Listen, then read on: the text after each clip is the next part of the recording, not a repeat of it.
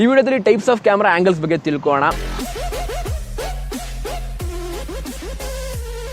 So ನಿಮಗೆ ಈ camera ಆ್ಯಂಗಲೇ ನಿಮ್ಮ ಸಬ್ಜೆಕ್ಟ್ ಬಗ್ಗೆ ಒಂದು ಭಾವನೆ ತೋರಿಸುತ್ತೆ, ಅಂದರೆ ನಿಮ್ಮ ಸಬ್ಜೆಕ್ಟ್ ಹೇಗೆ ಏನು ಅಂತ ತೋರಿಸುತ್ತೆ.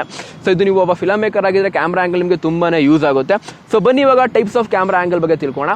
ಫಸ್ಟ್ ಬಂದು ಹೈ ಆ್ಯಂಗಲ್ ಅಂತಂದ್ಬಿಟ್ಟು. ಹೈ ಆ್ಯಂಗಲ್ ಅಂತಂದರೆ ನಿಮ್ಮ ಕ್ಯಾಮ್ರಾ ಮೇಲಿರುತ್ತೆ, ನಿಮ್ಮ ಸಬ್ಜೆಕ್ಟ್ ಕೆಳಗಡೆ ಇರುತ್ತೆ. ಸೊ ಅವಾಗ ಏನಾಗುತ್ತೆ, ನಿಮ್ಮ ಸಬ್ಜೆಕ್ಟ್ ಒಂಥರ ವೀಕು, ಪವರ್ ಇಲ್ಲ, ಏನೋ ತಪ್ಪು ಮಾಡಿದ್ದಾನೆ ಆ ರೀತಿ ಕಾಣಿಸುತ್ತೆ. ಸೆಕೆಂಡ್ ಬಂದ್ಬಿಟ್ಟು ಲೋ ಆ್ಯಂಗಲ್ ಅಂತಂದ್ಬಿಟ್ಟು. ಲೋ ಆ್ಯಂಗಲ್ ಅಂತಂದರೆ ನಿಮ್ಮ ಕ್ಯಾಮ್ರಾ ಕೆಳಗಡೆ ಇರುತ್ತೆ, ನಿಮ್ಮ ಸಬ್ಜೆಕ್ಟು ಮೇಲಿರುತ್ತೆ. ಅವಾಗ ಏನಾಗುತ್ತೆ, ನಿಮ್ಮ ಸಬ್ಜೆಕ್ಟ್ ಒಂಥರ ಗಲಿಬರ್ ಒಂಥರ ಫುಲ್ಲು ಪವರ್ಫುಲ್ ಆಗಿರ್ತಾನೆ, ಫುಲ್ಲು ಒಂಥರ ಅವನೇ ಮೇಯ್ನ್ ಅನ್ನೋ ಥರ ಕಾಣ್ತಾ ಇರ್ತಾನೆ. ಅದನ್ನು ಲೋ ಆ್ಯಂಗಲ್ ಶಾಟ್ ಅಂತ ಕರೀತಾರೆ.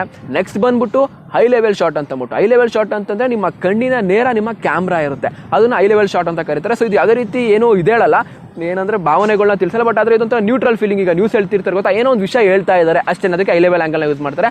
ನೆಕ್ಸ್ಟ್ ಬಂದ್ಬಿಟ್ಟು ಡಚ್ ಆ್ಯಂಗಲ್ ಅಂತಂದ್ಬಿಟ್ಟು. ಡಚ್ ಆ್ಯಂಗಲ್ ಅಂತಂದರೆ ತಿಳಿಸಿದ್ರು ಕ್ಯಾಮ್ರಾನ ಇನ್ನ